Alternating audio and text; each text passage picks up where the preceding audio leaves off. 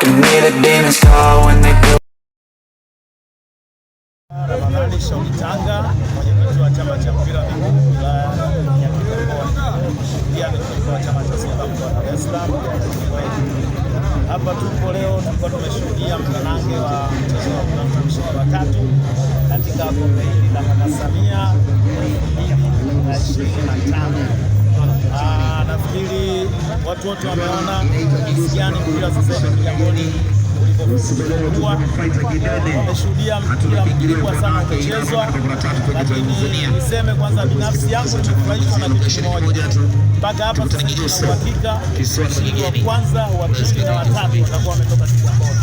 Licha ya ligi hii kushirikisha timu kutoka wilaya nyingine za mkoa wa Dar es Salaam. Hiyo ni faraja kubwa kwangu na wapenzi wetu wa soka wa Kigamboni. Hali ya mpira Kigamboni sasa hivi kama mnavyoona, ndio maana mashindano kama haya yameanzishwa hapa kutokana na hamasa iliyopo, na yenyewe ameongeza hamasa juu ya hamasa. Sasa hapo mwenyewe utafikiria nini kinatokea. Watu ambao wamehamasika wanafanya kitu kwa hamasa. Nadhani hii itatupelekea na sisi pia kufikiria hatua moja mbele zaidi, ili tuweze kuutoa mpira wetu hapo ulipo kuelekea unapokwenda. Tunawashukuru sana mashabiki, tunawashukuru sana waandishi wa habari, kwa maana nyinyi ndio ambao mnatupelekea ujumbe huu kwa wananchi, wanaona nini kinafanyika Kigamboni.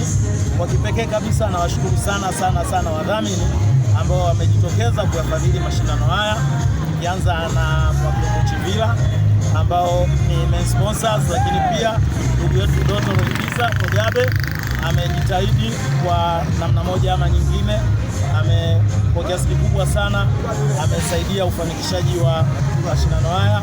Lakini bado kuna taasisi nyingi tu zimejitokeza kama TANAPA, wamekuja na wenyewe pia wametunga mkono, na nafikiri yote ni dalili njema kwa mpira wa Kigamboni.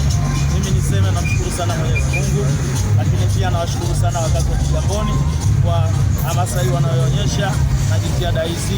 Kwa kipekee kabisa niwashukuru sana vijana wetu wa Kigamboni. Mwenyekiti, kwa kumalizia, tutaona mwendelezo wa hivi hapo ambapo katika fainali sababu na katika fainali kwa timu ya Kigamboni. Mwendelezo wa kufanya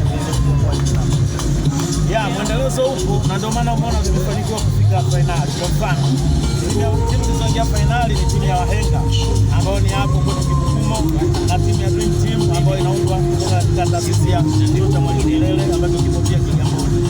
Timu ya tatu ndio hii hapa Amazon leo imechukua, na ushindi wa tatu imefika timu ya Tandika United kutoka Tandika. Of course, yani hiyo ni faraja kubwa sana kwa sisi wa Kigamboni. Tutajitahidi katika kila hali tuweze kukaa karibu na viongozi wa hizi timu kuhakikisha tunasaidiana kupeleka mbele.